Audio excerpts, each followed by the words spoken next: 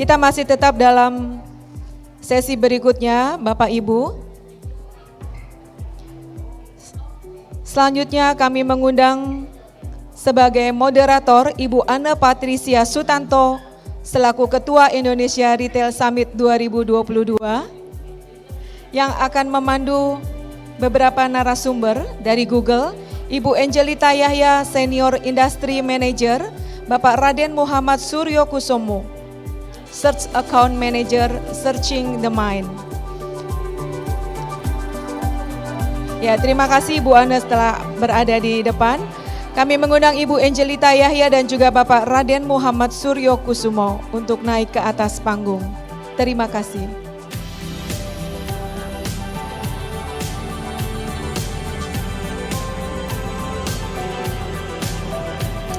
Kami sampaikan bahwa durasi pemaparannya 10 menit dan akan dibantu layar monitor untuk memperhatikan waktunya. Terima kasih. Kami persilakan kepada Ibu Anne.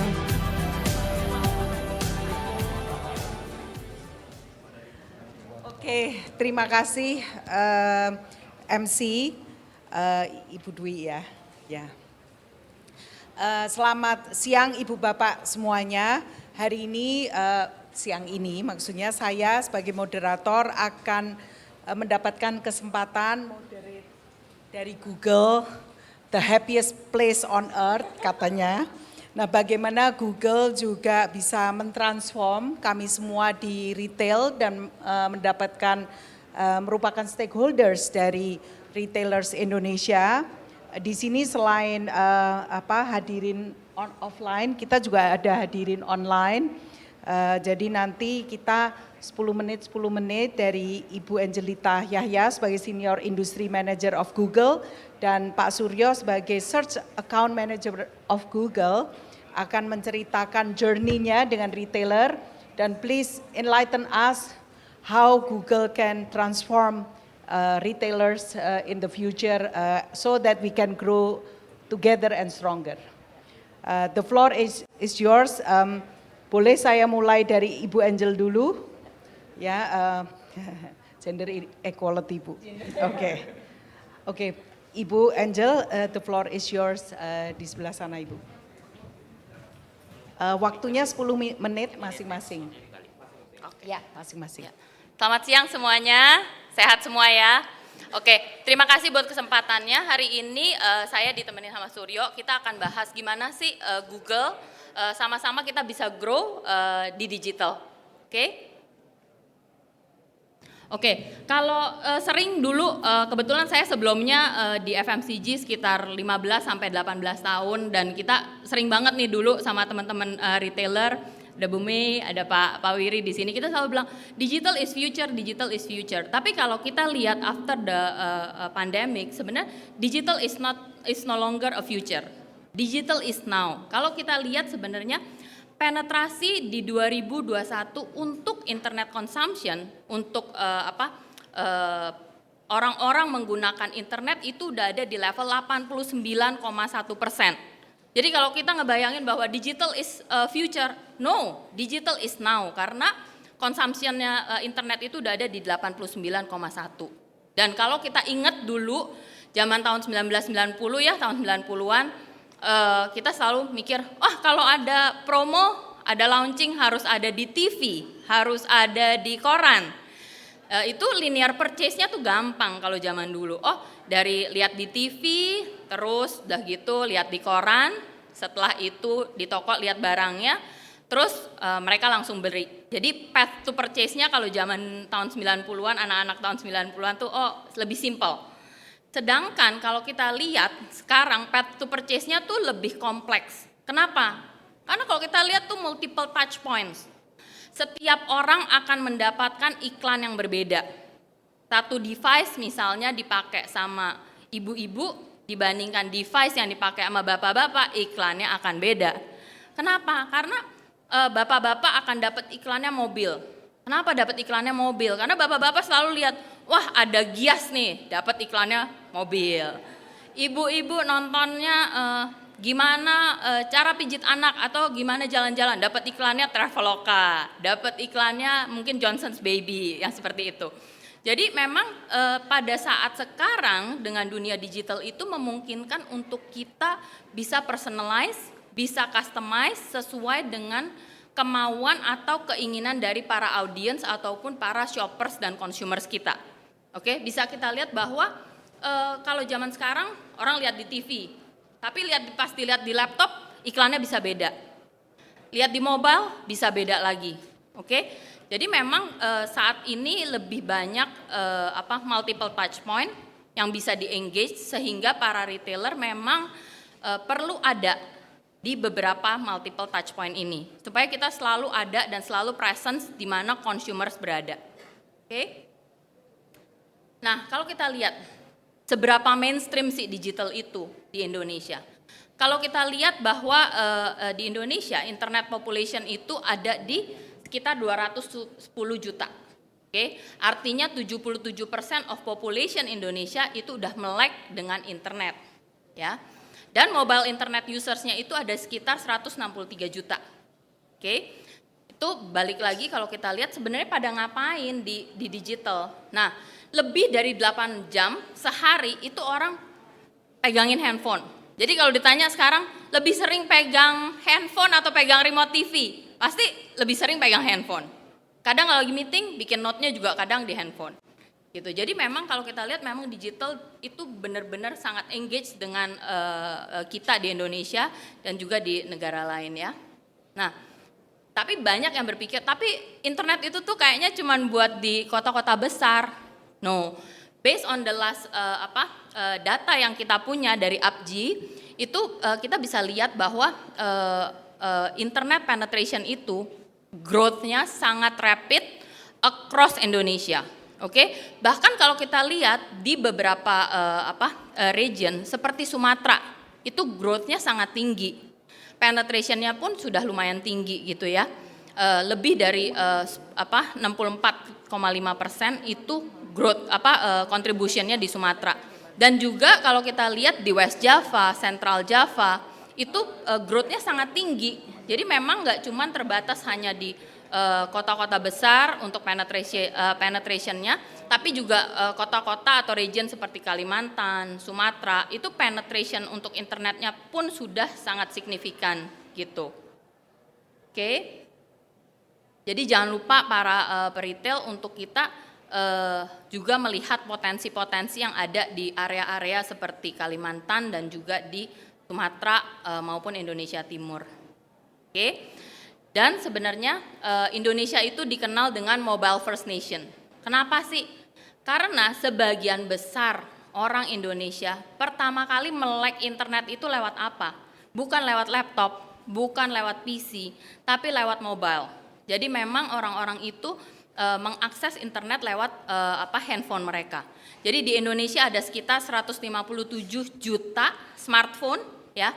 Dan ada sekitar 319 juta mobile subscription, jadi yang kayak Indosat, Telkomsel gitu ya. Dan ada active spend on mobile itu hampir sekitar lebih dari 8 jam.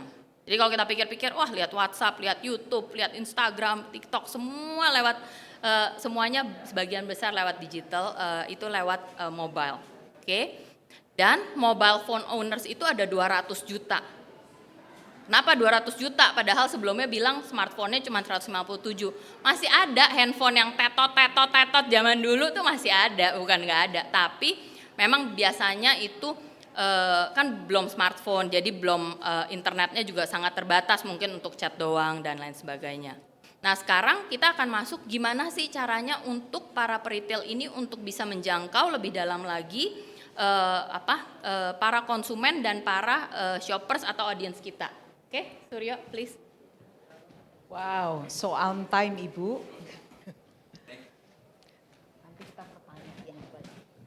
Oke, selamat siang semuanya. Sebelumnya terima kasih Angel, rekan saya barusan. Jadi di sini saya juga mewakili dari Mbah Google, karena kebetulan Mbahnya nggak bisa kesini, jadi saya yang mewakili. Oke, tadi dari rekan saya Angel sudah menjelaskan soal kondisi internet penetration di Indonesia. Dan tadi message-nya juga, digital itu is no longer the future. Digital itu adalah sekarang, gitu. Dan di sini aku punya beberapa data yang mungkin bisa aku share ke teman-teman retailer. Kenapa sebenarnya apa sih, memang betul lah, kalau secara data tuh digital tuh udah menjadi the new normal gitu ya. Jadi kalau misalkan kita ngelihat ke belakang, perilaku consumer journey itu selalu berubah gitu dari tahun-tahun ke belakang. Terlebih lagi 2 tahun ke belakang ketika pandemi terjadi itu. Jadi karena pandemi, digital penetration itu jadi semakin tinggi karena orang nggak bisa keluar, karena nggak bisa orang ngapa-ngapain seperti itu. Jadi yang kita lihat sekarang itu adalah the new normal, realita yang kita hadapi. Dan perilaku ini mungkin tidak akan kembali, justru dia hanya akan berkembang. Begitu.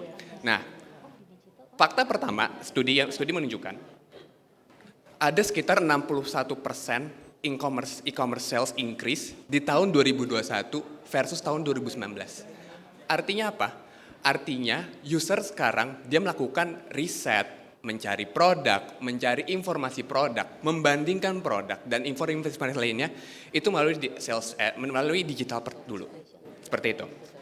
Dan yang kedua, studi juga menunjukkan bahwa 80% dari shopper-shopper ini adalah mereka memiliki tendensi untuk membeli barang jika tadi kalau yang disebut sama rekan saya Angel, ketika brand bisa memberikan personal experience, personal options. Semakin relevan brand kepada ke konsumen, dia memiliki tendensi lebih untuk membeli. Begitu. Dan yang ketiga, tadi kita lihat sendiri, consumer journey itu touch point-nya sekarang banyak banget. Dan jadi consumer journey itu sekarang jauh semakin kompleks gitu. Kalau tadi contohnya misalkan kita pertama dapat iklan di TV atau misalkan di koran, habis itu orang beli. Kok sekarang enggak? Setelah dia melihat iklan dimanapun, dia akan lanjut research, baik itu di digital atau dimanapun gitu. Nah, mungkin buat sebagai contohnya ya, aku nggak pakai diri aku sendiri nih sebagai contoh. Jadi kebetulan aku juga salah satu orang yang shift fully to digital dari sisi consumer. Jadi kalau aku biasanya, misalkan aku mau beli HP baru, aku biasanya cari dulu nih di internet, ya kan, HP apa sih yang paling bagus, speknya seperti apa segala macam. Lalu aku ke toko. Jadi dari research digital terus ke toko. Tapi yang aku lakukan selanjutnya adalah ketika udah sampai toko, aku biasanya ngecek lagi harganya. Wah, ini harga di offline segini. Coba cek kalau di online berapa harganya. Kayak gitu. Dan aku yakin sebenarnya experience ini tuh nggak unik ke aku doang. Dan ini aku yakin juga teman-teman juga mungkin merasakan hal yang sama gitu. Dan sebenarnya kalau kita ngomongin data, hal itu tuh benar. Karena gini. Nah, jadi kita punya data sebenarnya. Digital itu sebenarnya tetap penting buat nggak cuma ngedrive orang untuk beli secara online, tapi juga buat ngedrive orang untuk datang ke toko kita langsung secara offline gitu. Jadi studi kita menunjukkan bahwa ada sekitar 81% orang yang melakukan riset melalui Google Search sebelum mereka masuk ke toko gitu. Jadi biasanya mereka riset buat review produk atau misalkan komparasi produk atau simply mereka punya masalah apa, mereka tahu jawabannya dari produk apa yang bisa memberikan solusi, lalu dia pergi ke offline gitu. Lalu selain itu 76%-nya itu mereka mengunjungi website atau apps dari brand tersebut sebelum dia datang ke offline gitu. Jadi habis dia search, nanti dia masuk ke dalam website atau app, dari situ dia pelajari lagi tuh, oh produknya seperti ini. Oke, tokonya di mana nih? Dia baru datang ke toko gitu. Dan 44%-nya itu nonton online video dulu dari berbagai macam platform gitu. Jadi hampir semua digital touch points itu mereka gunakan untuk riset, untuk membuat mereka datang ke toko. Seperti itu. Nah, tapi apakah proses riset itu berhenti ketika mereka sudah datang ke toko? Spoiler alert, tidak. Karena, jadi setelah yang seperti aku tunjukin sebelumnya, 87% itu melakukan riset sebelum datang ke toko. Tetapi 79%-nya itu melakukan riset ketika di dalam store. Dia udah datang ke dalam store, barangnya udah di depan dia. Tapi dia masih nyari lagi. Mungkin barangnya agak lebih ada harganya beda kali ya kalau di online. Dia cek lagi segala macam. Akhirnya atau mungkin dia lihat produk ini, oh di toko ini ada produk ini. Coba kalau di compare sama produk lain, Ada nggak ya kira-kira yang lebih bagus seperti itu. Jadi proses risetnya terus terjadi ketika bahkan di dalam toko. Dan terakhir 35% itu melakukan riset setelah keluar dari store gitu. Jadi mungkin ada yang riset setelah lihat di toko online, di toko offline, harganya segini. Oke, dia keluar, dia riset, atau mungkin dia sudah beli secara offline terus dia penasaran. Sebenarnya kalau di online harganya berapa sih? Seperti itu. Jadi proses riset itu sebenarnya tidak berhenti sampai sebelum dia beli barangnya. Proses riset itu terus terjadi bahkan ketika barangnya udah di depan mata dia. Tinggal dibeli, tapi dia masih riset. Seperti itu. Oleh karena itu, digital touch points itu sangat-sangat penting dan penting juga untuk teman-teman retailer untuk tetap hadir ketika user mencari di digital. Nah, lalu kalau misalkan kita udah tahu nih tadi, oke, internet penetration sekitar 70%, consumer journey itu sudah semakin kompleks, lalu proses riset ini juga terus terjadi bahkan sebelum mereka melakukan pembelian. Kalau kita bicara mengenai Google specifically, sebenarnya bagaimana sih Google bisa membantu teman-teman retailer untuk menjawab jawab permasalahan ini?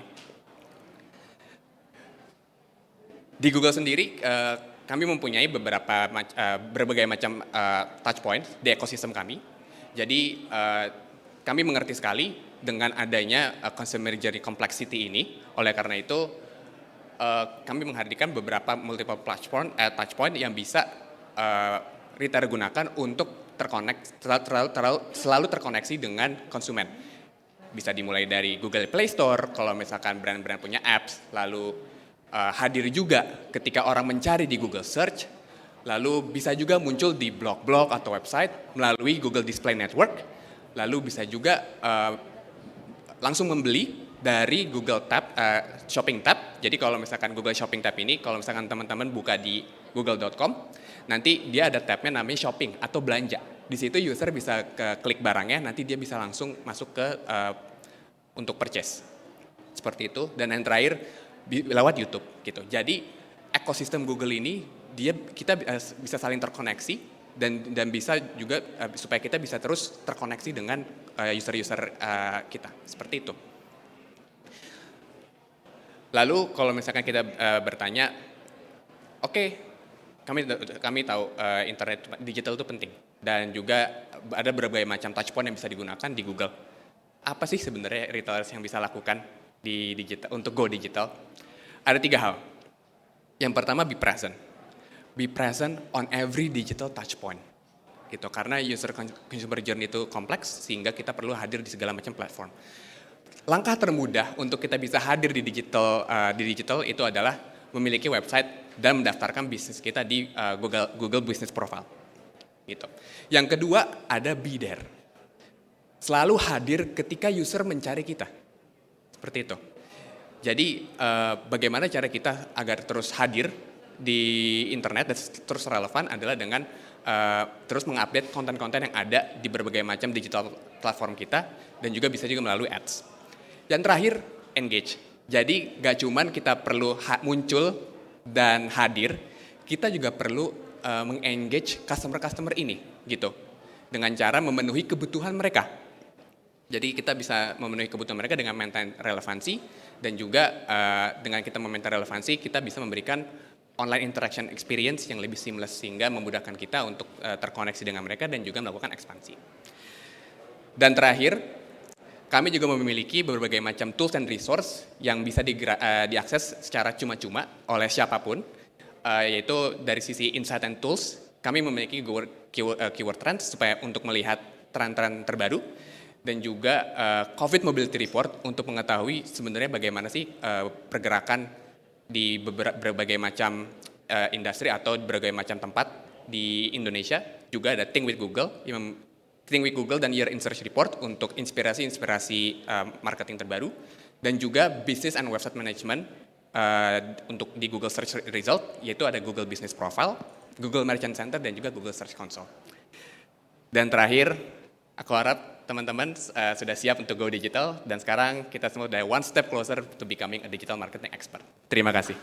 Wah, luar biasa. Terima kasih Pak Suryo. Terima kasih Bu Angel. Mengingat waktu, kami berharap audiens baik yang offline hadir di sini maupun yang online, apabila ada pertanyaan Silahkan tunjuk jari. Oke, silahkan Ibu. Mohon di state namanya, dari mana dan juga pertanyaannya. Ya, selamat sore. Saya Ala dari Scan and Go. Kebetulan supermarket kami ini menggabungkan antara online dan offline, sehingga kami pun punya tagline yang namanya belanja online di toko offline. Nah, yang menjadi challenge sebetulnya adalah di saat kita mengajak masyarakat itu atau customer untuk menggunakan online di toko kami, bahkan dari OS aja mereka masih main di pegang handphone, walaupun handphonenya sudah smartphone, OS itu rendah gitu, masih di 10.9 gitu. Sementara versi e-commerce kami sudah, atau aplikasi kami sudah di 12 dan 13. Sehingga untuk mengajak mereka untuk download aja susah gitu. Lalu eksistensi kami di result search-nya Google itu jadi tidak terlalu cepat, karena kita juga harus menyesuaikan dengan customer di sekitar toko kami yang menjadi customer kami ya. Itu challenge-nya sih Mbak Angel dan Mas Suryo. Apalagi kalau dibilang bahwa kita harus be there gitu. Jadi kalau misalnya di search harus keluar nih produk yang kita jual. Tapi kendalanya adalah untuk e-commerce dan untuk retail offline, kita saingan di e-commerce itu tinggi sekali gitu. Terutama budget mereka untuk iklan di Google sangat besar, sehingga kalau di search sebagaimana seringnya pasti yang keluar marketplace lagi gitu. Apalagi marketplace sekarang sudah banyak punya supermarket sendiri seperti Blibli Mart, Shopee Mart, Lazada Mart, dan semua yang Mart di online itu punya budget besar untuk Google, sehingga kesempatan kami untuk bidder itu sekarang sangat challenge gitu, sangat challenging. Jadi bagaimana kira-kira saran dari Google dan mbah-mbahnya gitu ya? Berapa persen sih kami harus menghabiskan budget di digital marketing? Apakah masih perlu kita hanya 60, 40 atau 70, 30 antara budget digital marketing dengan offline marketing seperti flyer, billboard, iklan di TV dan sebagainya. Itu, terima kasih. Terima kasih Ibu. Sangat bagus ya pertanyaannya menurut saya ini mengenai budget. Because eksistensinya kan bukan hanya online-nya mereka, tapi juga bersaingnya malah dengan marketplace sendiri. Ya, Mohon betul. dijawab. Gini, Mbak Angel. kalau misalnya kita ngomongin competition, sebenarnya balik lagi itu jangan pernah khawatir sih, maksudnya karena kita percaya bahwa setiap orang kan punya marketnya sendiri-sendiri. Kalau kita lihat zaman dulu gitu ya, pemain-pemain yang kayak misalnya Range Market zaman dulu, kalau ngelihat Carrefour, ngelihat Hypermart gimana? Buktinya kan kita lihat sekarang Range Market juga besar, tapi balik lagi gimana kita as a retailer kita bisa nawarin unique selling point gitu, oke? Dan kalau ditanya budget percentage-nya yang benar gimana sih? Digital is very customized, jadi kita nggak bisa cuman kasih guidance bahwa 60, 40, 70, 30. Balik lagi kita sebenarnya kalau di digital itu kita harus customize. What's your need gitu. Mungkin, sorry ini bukan jualan ya, saya kebetulan nggak handle retail, tapi feel free untuk reach out ke kita kalau misalnya mau discuss lebih lanjut. Misalnya, oh saya budgetnya gini, kita perlu tahu needs-nya apa, yang ditargetin target audience-nya apa gitu. Jadi apakah perlu di YouTube atau mungkin nggak perlu di YouTube bahkan gitu. Jadi kita perlu tahu needs-nya dari tiap retailer itu apa. Karena ada beberapa retailer yang sebenarnya nggak go ke YouTube, tapi dia sangat agresif di search dan sangat agresif di apps gitu. Tergantung needs-nya, apa yang kita jual gitu.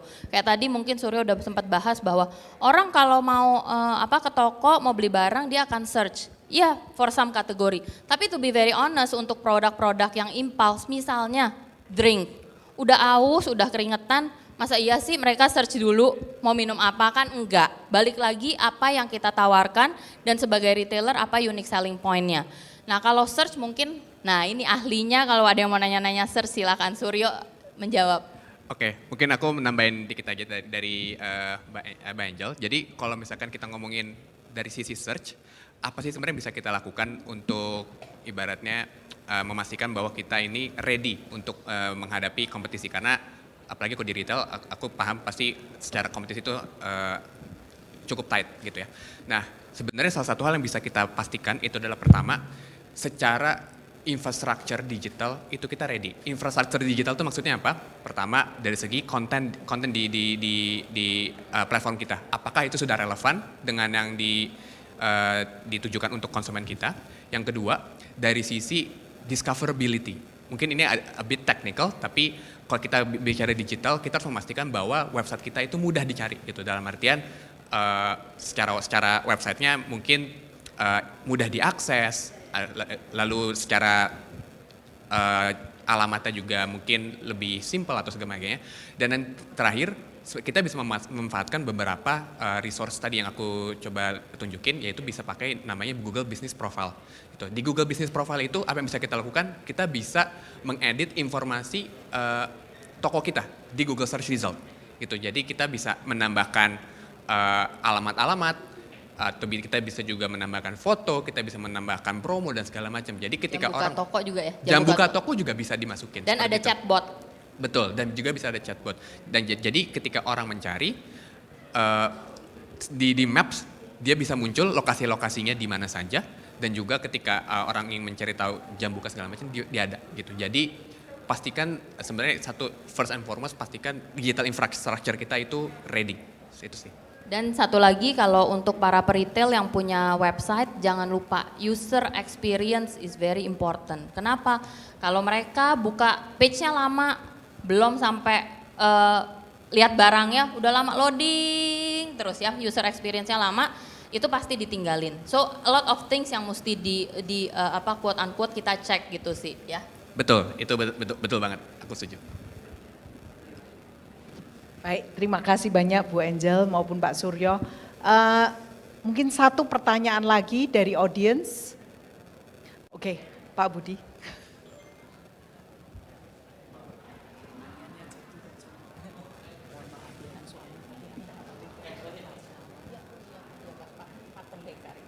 Ya, terima kasih untuk waktu yang diberikan. Saya Budi Salim dari situs Department Store.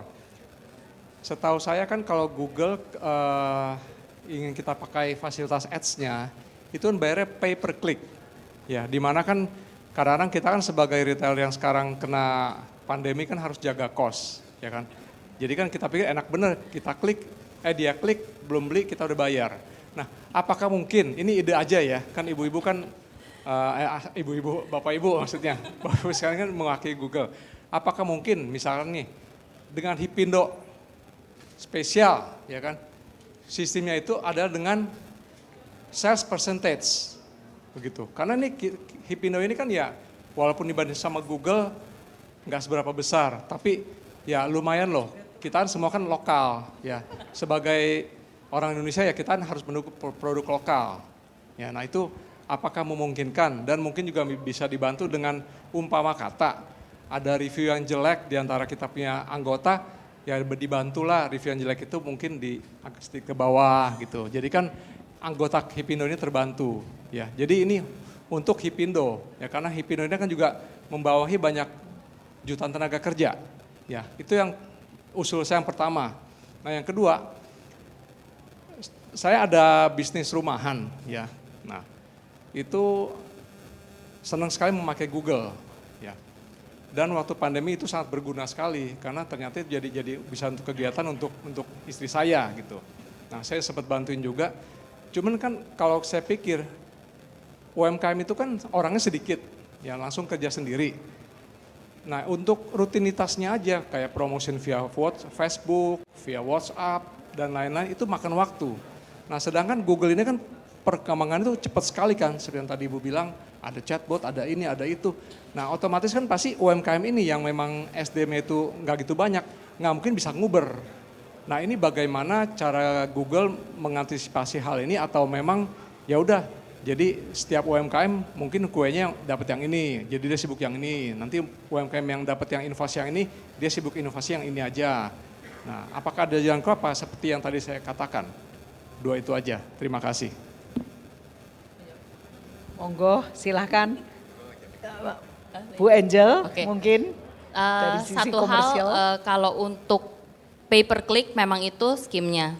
apakah bisa untuk khusus Hipindo dibayarnya percentage gitu. Terus terang itu bukan ranahnya saya. Kebetulan saya handle large customer sales, jadi para manufacturer yang besar-besar gitu itu saya handle, oke. Tapi kalau misalnya ditanya cara bayarnya, cost per click, cost per view, there's a lot of components sih memang. Jadi kayak di YouTube videonya kita bayarnya ada cost per view. Jadi orang lihat 6 second bayar gitu. Tapi kalau untuk disuruh rubah skimnya terus terang bukan ranah saya Pak gitu. Tapi terus yang kedua kalau misalnya search yang bawah-bawah dihilang-hilangin, yang jelek-jelek gitu ya. Kita sebagai digital provider kita berusaha senetral mungkin untuk memberikan penilaian apa adanya gitu.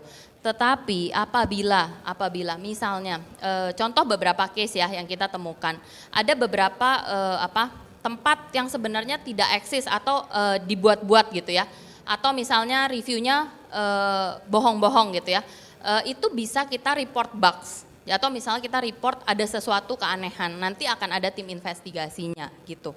Mungkin itu sih, mungkin dari Suryo nambahin. Oke, mungkin kalau dari aku nambahin untuk poin yang kedua tadi, mungkin kita karena mungkin konteksnya karena banyak sekali UMKM, jadi bagaimana sebenarnya cara kita bagi kuenya gitu ibaratnya gitu ya. Nah sebenarnya untuk hal itu menurut aku tidak perlu khawatir karena gini, karena kayak seperti yang kita tahu tadi internet user itu kan banyak sekali ya, dan algoritma dan mesin kita itu terus belajar sebenarnya.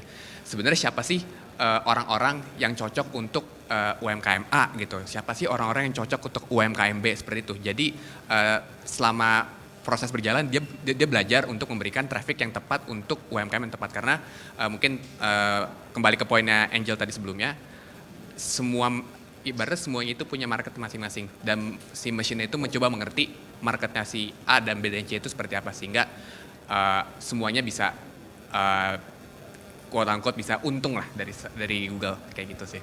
Jadi memang di kita itu kalau saya ambil contoh case yang saya hadapi on daily basis ya Pak ya. Misalnya kayak di YouTube Ads gitu ya. YouTube Ads kita kadang-kadang mikirnya, aduh repot ya, ntar gue harus tentuin dong maunya gimana-gimana. Di YouTube Ads itu kita udah ada sistem automation gitu. Misalnya video reach campaign, kita tinggal bilang objektif kita maunya pokoknya reach-nya maksimum sekian besar reach-nya. Nanti ada di sistem AdWords yang akan menentukan produknya yang cocok apa. Gitu. Nah itu tuh udah automation gitu loh Pak. Mungkin itu salah satu contoh yang bisa kita pakai. Atau misalnya di Google itu kita misalnya ada juga similar audience. Udah kebaca nih UMKM A jualannya food and beverage. Berarti audiensnya akan seperti ini. Kita akan bantu untuk blast iklannya untuk audiens yang seperti itu. Gitu. Nah terus khusus untuk Hipindo apakah ada special case, special treatment dan lain sebagainya. We are very happy to welcome teman-teman dari retail kalau misalnya nanti mau bikin sesi dengan kita untuk tanya-tanya untuk kedepannya seperti apa. We will be more than happy to support Hipindo dan teman-teman retail. Baik, terima kasih. Tepuk tangan untuk para pembicara narasumber yang luar biasa. Terus terang Bu Angel, Pak Suryo, saya dari Hipindo bersama dengan teman-teman di sini retailers. Ingin memang nantinya akan mengundang Ibu dan Bapak di acara webinar kita yang khusus fokus sehingga para retailer bisa kita kasih 1 jam 2 jam. Mohon maaf hari ini memang kita ada banyak sekali yang kita mau introduce kepada ekosistem kita, sehingga ini baru a taste, nanti deep dive-nya bisa dilanjutkan ya, teaser. Nah yang kedua, saya juga berharap seperti yang disampaikan Pak Budi bahwa kalau dipikir-pikir Hipindo ini adalah asosiasi atau himpunan retailers ekosistem seluruh Indonesia. Tolong Google memikirkan sebagai kawannya Indonesia. Ini dalam menjadi raja di negara sendiri ya Bu ya. Ya supaya kita bisa menjadi local wisdomnya. Mohon Google US juga pikirkan local wisdom terhadap Indonesia dalam rangka kemerdekaan Indonesia. US Indonesia kan kita berkawan kan, gitu loh. Jadi diharapkan itu mohon disampaikan Bu. Ya, terima kasih sekali. Tepuk tangan sekali lagi untuk para narasumber yang luar biasa. Saya kembalikan pada MC. Ya, terima kasih ya. Ibu Anne Patricia Sutanto yang telah mendampingi para narasumber kita, Ibu Angelita dan Pak Suryo. Ya, kami mengundang dengan hormat Bapak Paulus, Dewan Penasehat HIPindo, untuk memberikan bingkisan ucapan terima kasih kepada narasumber dan juga kepada moderator.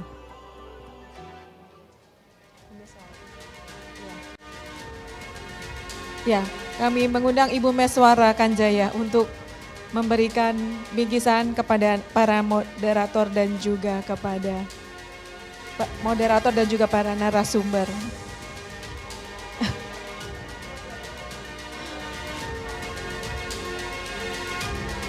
Ya, yang pertama kepada Ibu Angelita.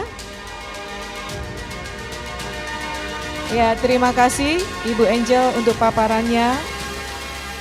Meskipun disebutnya Mbah Google, tetapi yang memaparkan adalah generasi muda. Ya, terima kasih Ibu Angel. Selanjutnya ucapan terima kasih kepada Pak Suryo.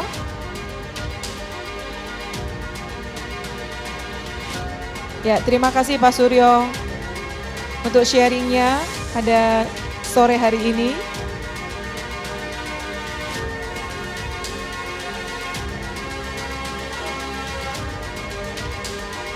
Dan selanjutnya untuk moderator kita Ibu Anne Patricia Sutanto. Ya, boleh maju sedikit Ibu, agak ke tengah. Ya, boleh agak ke tengah.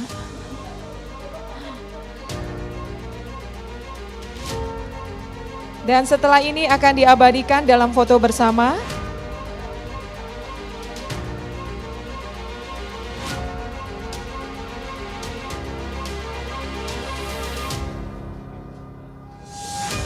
Ya, boleh sedikit merapat Ibu.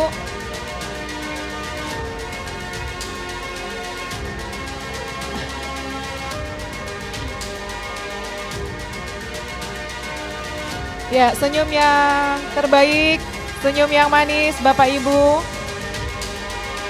Ya Bapak Ibu, acara hari ini disponsori oleh Uniqlo, Ventenay, Capillary, Weir Group, Kino, Kawan Lama Group, Erafone, Delami Brand, Watson, Radian, Hoka, Hoka Bento, Buceri, RH, Mr. DIY, Hero, dan Mitra 10. Kami ingin menginformasikan kepada Bapak Ibu yang hadir bahwa di lobi pintu barat lantai dasar terdapat foto booth HBDI, Hari Belanja Diskon Indonesia. Oleh karena itu untuk meramaikan event ini, kami persilahkan nanti sore Bapak Ibu bisa mengabadikan momen spesial hari ini di foto booth yang berada di lantai dasar di bagian pintu barat. Terima kasih. Bagi Bapak dan Ibu yang merasa kehilangan sebuah cincin, tolong dicek ya di tangannya. Mungkin pas cuci tangan tadi ada yang terlepas. Ya, bagi Bapak Ibu yang kehilangan sebuah cincin, dapat menghubungi panitia atau dapat menghubungi saya. Sekali lagi bagi Bapak Ibu yang merasa kehilangan sebuah cincin, nanti dapat menghubungi panitia atau dapat menghubungi saya. Terima kasih.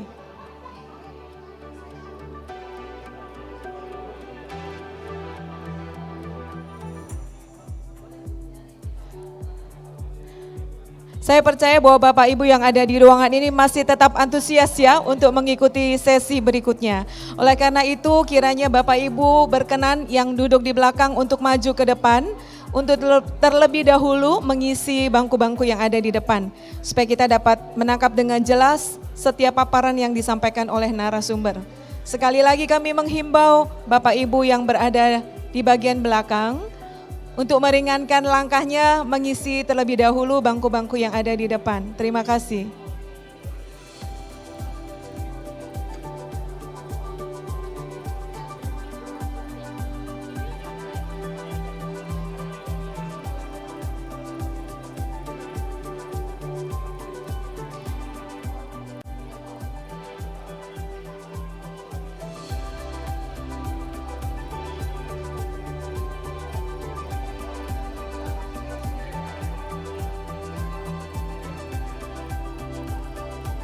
Kami informasikan bahwa untuk sesi berikutnya nanti adalah